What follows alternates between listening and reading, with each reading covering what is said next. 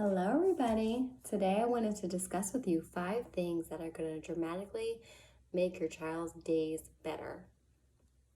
So, first, you need to have a routine. Newborns, toddlers, children, kids, teenagers, they need a routine. If it's a loose routine, a tight routine, it doesn't matter. You need some type of routine. If the kids are doing whatever they want, they're going to get very bored. And boredom leads to negativity. It leads to bad behavior. And they'll definitely start acting out for attention. Second thing is discipline. Make sure that you are fair and consistent. So if you punish someone for one thing one day, you have to punish someone else or the same person for that thing the other day. Children can pick up on inconsistency very easily and very well. They think it's unfair if you're punishing one child and not the other for the exact same thing. They think it's unfair if you punish them one day for leaving their plate on the sink and not for doing it the next day. For one day not cleaning up a couple toys and not doing it the next day. So definitely make sure that your discipline is consistent. Also, follow through with what you're going to say. Follow through with what you say for discipline. So if you say, I'm going to take your tablet away for a week and you give it back to them in 2 days, they're going to think you're a joke. They're going to think they can get away with this at all times. Like my son, I told you he has some behavior issues. If he's acting up and I tell him, you're not playing your Xbox today, your time limit is over, you're not doing what you need to be doing, he freaks out. So then I'm like, oh, you gotta calm down or I'm gonna take it away for 2 days. He freaks out even more. So then I'll say, if you don't stop freaking out, I'm gonna take it away for a month. I don't take it away for a month. It's hard to take it away for a month because your children need to be active and busy, and especially in the winter, they can't do a whole lot. So maybe I'll give it back to him in 3 weeks. And then again, he thinks I'm a joke. He thinks I'm just gonna be easy on his punishment and he's gonna keep doing it because he thinks there's no real consequences. And also, while I'm speaking about Xbox, I don't know what these children are thinking that Xbox is their whole world. Really, I think it's because the parents allow it. So I used to just let my kid play Xbox because I was doing so many other things. It's not that I don't love him or want to take care of him, but it's just easy to let your child play Xbox for a couple hours so you get things done.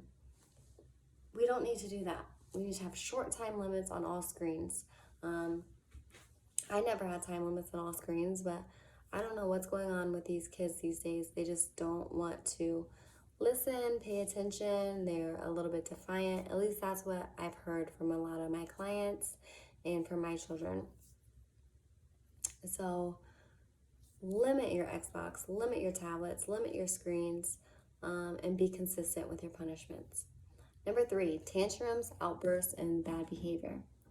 Just a reminder, a tantrum is a cry for help for toddlers and for newborns. They don't really know how to ask for what they need, or they don't even know what they're feeling.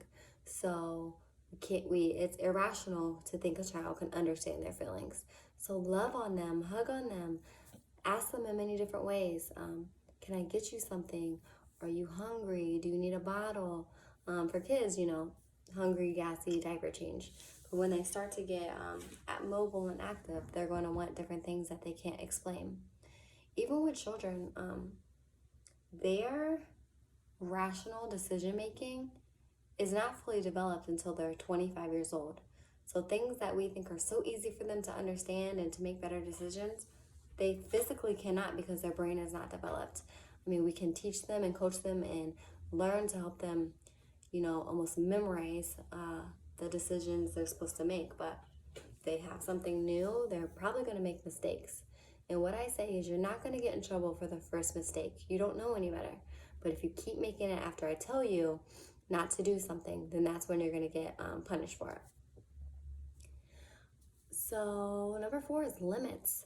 You have to have limits on anything that goes on in your household and be firm on those limits. And make your own personal limits. They don't have to be my limits. They don't have to be your husband's limits. They need to be your limits.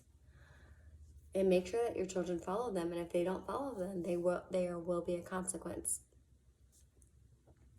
So some limits that I have are just put your things away when you walk in the door from school. Book bag, coat, shoes, put them in your room, put them in the closet. Don't leave them sitting out for me to pick them up. You need to get dressed, get ready, have your book bag packed before breakfast.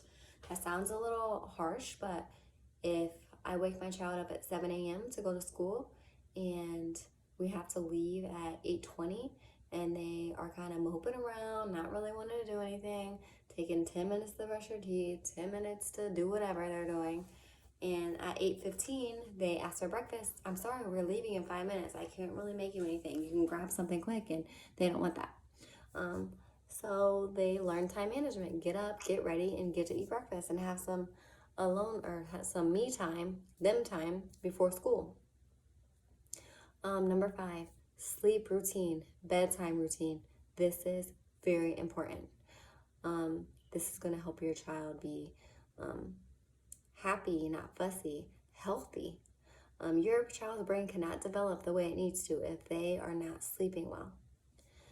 So newborns need 14 to 17 hours, infants 12 to 15, toddler 11 to 14, preschool 10 to 13, school age 9 to 11, and teenagers 8 to 10. If your child, most likely toddler, infant, is overly tired, it is going to be a total dramatic display when you try to put them to bed. If you have a bedtime routine that you're saying, my child is going to bed at 7 every night, 8 every night. These are more for infants. Children can stay up till 9, 10. If you pass that 7 o'clock, they are going to know it. They are going to get fussy. They are going to, when you put them to bed, they are going to scream and have a fit. If you have a routine that they're going to bed at 7 o'clock every night, 8 o'clock every night, they will be used to it. They will go to bed happy. A personal story, my child, I sleep trained her when she was 8 months old. And I downloaded a book from Dana Oberman, and she's amazing. I followed exactly what she said, and it works. And I have some tips because it was hard. I have some tips that I have on my own, but I will link her book in the description. So she was sleeping with us before then, and she was co-sleeping, and she was up every 2 to 3 hours, even when she was, infant to 8 months old. And that's when I decided this girl has to get more sleep for her brain development and to make her healthy. I didn't want her to, have to catch up later on in life. I wanted her to be healthy and be able to have her brain developed at the times it should be. So she was waking up, like I said, every 2 to 3 hours, and it was because I would roll over, her dad would roll over, we would cough, and she would be up, and she wouldn't go right to sleep. She would be up. So like I said, she was breastfed. So then at 8 months, I decided, listen, I need to change something for her. Not for us, but for her. I need to change something. So I downloaded that book, and she slept so peacefully. She slept 12 hours. It was just amazing. Her naps were 2 hours. She was getting all the sleep that she needed, and I could see a difference in her. So those are the 5 things that are very important to change behaviors to make their days go by better and faster. So I can go into detail about any of these things if you want me to. Just leave a comment. I will make another video. I think routines, discipline, tantrums, limits, and sleep are so important. I can't even tell you how important they are.